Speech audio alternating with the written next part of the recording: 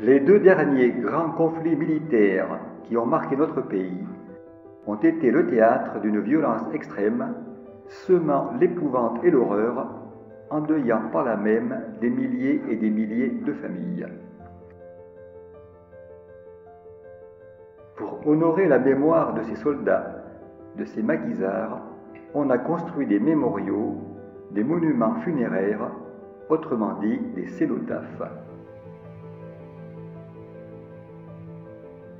De Verdun à Douaumont, de la Somme à la Meuse, ils sont partout, solidement ancrés, fièrement élancés, impressionnants, des lieux chargés d'histoire et remplis d'émotions, portant en eux le nom de ces innombrables morts, gravés dans la pierre pour l'éternité. Outre ces mémoriaux, il existe d'autres monuments plus petits et plus nombreux, puisqu'ils sont nichés au cœur de nos villes et de nos villages. Ces monuments aux morts, monuments funéraires par excellence, font partie aujourd'hui de notre patrimoine local. Ils portent le souvenir de chacun des habitants du village et matérialisent ainsi pour toujours le sacrifice de ces jeunes citoyens. Ils sont implantés à la croisée des chemins, entre l'église paroissiale, la mairie et parfois l'école communale. C'est un désir volontaire d'être là pour un hommage abstrait que la mémoire collective a un devoir de respecter.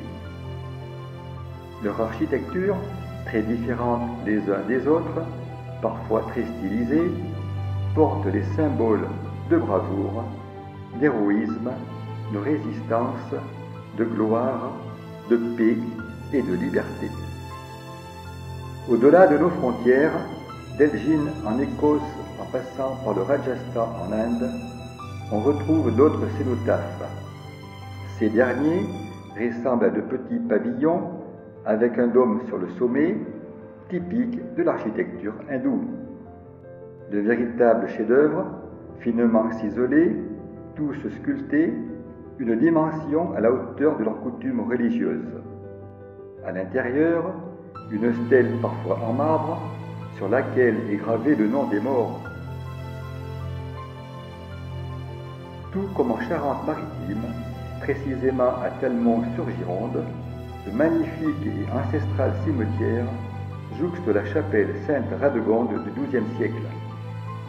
Ce cimetière marin domine l'immense estuaire de la Gironde.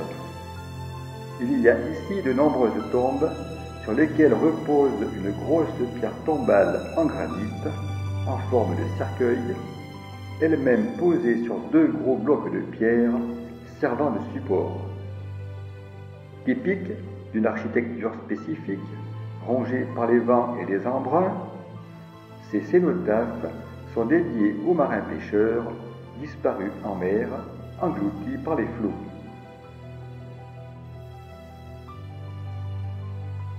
À travers les siècles, au-delà des monts, au-delà des mers, ces cénotaphes sont immuables.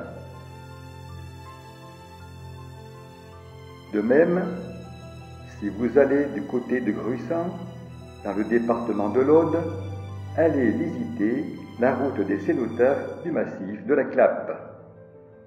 Elle se remarque par cette chapelle dite des Osiles, et 26 cénotaphes sont dressés sur ce parcours à la mémoire des marins disparus.